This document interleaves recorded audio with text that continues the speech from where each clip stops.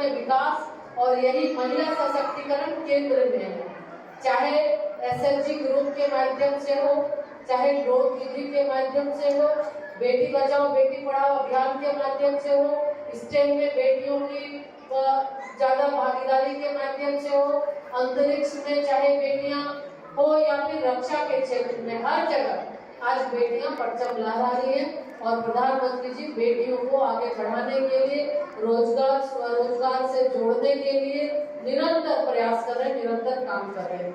आज 10 करोड़ बहनें self help group से जुड़ी हैं, 2 करोड़ से ज्यादा बहनें लखपति दीदी बन चुकी हैं, ड्रोन दीदी बन चुकी हैं और मुद्रा योजना, स्टार्टअप इंडिया, सब इसके माध्यम से भी लगभग 60% से ज्यादा हमारी महिलाएं उसमें भागीदारी और ज्यादा उनको लोन भी मिला है, उनका लाभ भी मिल रहा है और महिला अपने अपने प्रतिष्ठान में ज्यादा से ज्यादा महिलाओं को रोजगार भी दे रही है। तो हर एक जगह महिला आगे बढ़ रही है।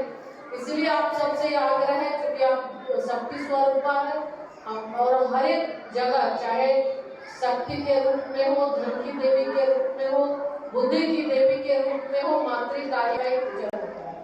नगर पालिका नगर निकाय चुनाव चल रहा है मैडम, आप भी जो सहाई हुई हैं गिरिडीह में, क्या कहना चाहेंगी मतदाताओं को?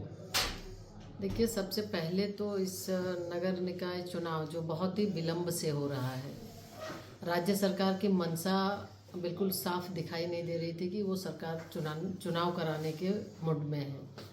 भारतीय जनता पार्टी लगातार आंदोलन रत रही, जिसके वजह से आज ये 7 साल बाद लगभग जो चुनाव हुए थे उसके 7 साल बाद सरकार ने फिर से चुनाव की घोषणा की और उसके साथ साथ मतलब दलगत आधार पर नहीं की। तो कहीं ना कहीं डर है सरकार को कि वो दलगत चुनाव नहीं करा रही है। और ऐसे भी झारखंड की जनता बिल्कुल त्रस्त है इस सरकार से, जिस तरह से लॉ एंड ऑर्डर से लेके हर एक चीज़ों का बिल्कुल लोग परेशान हैं, कोई सुनने वाला देखने वाला नहीं। तो इसलिए इस चुनाव में भी जो नगर निकाय के चुनाव है, इस चुनाव में भी हम मतदाता से ये आग्रह करना चाहेंगे, एक तो शहरी क्षेत्र का चुनाव है और लगातार ये बातें होती है, जब भी चुनाव होता है हम लोग देखते हैं शहरी क्षेत्र चर्चा में होता है। चर्चा इसलिए कि शहरी क्षेत्र के मतदाता बहुत कम निकलते हैं, ग्रामीण क्षेत्र में मतदान ज़्यादा होता है बनिस्बत शहरी क्षेत्र के। तो सबसे पहला तो मेरा अपील है मतदाताओं से कि आप लोग ज़्यादा से ज़्यादा जो भी मतदाता हैं घर से निकल कर आप मतदान करें। सरकार टेक्नोलॉजी को छोड़ के इस बार फिर से सरकार आ गई है मुहर पे, बैलेट पेपर पे।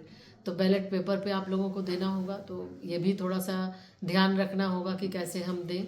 तो आप जागरूक मतदाता हैं, निश्चित रूप से आप सब लोग इस चीज़ को महसूस करते हैं। और उसके साथ ही हम ये आग्रह करेंगे कि आप देश को आगे बढ़ाने वाले और जो राज्य के हित में सोचने वाले हैं, यानी भारतीय जनता पार्टी ने राज्य के गठन में आदरणीय श्रद्धेय श्री अटल बिहारी वाजपेयी जी का योगदान रहा है।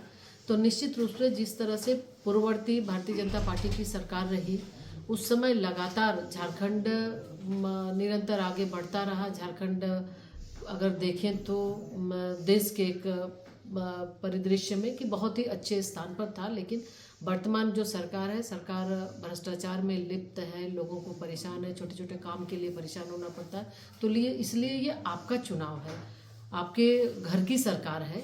तो आप आगे बढ़कर, जागरूक मतदाता से हम ये आग्रह करना चाहेंगे कि आप आगे बढ़कर आप अपना मतदान करें और निश्चित रूप से सुयोग्य उम्मीदवार, और आप जानते हैं कि देश को आगे बढ़ाने के लिए हमेशा से भारतीय जनता पार्टी निरंतर आगे रही है।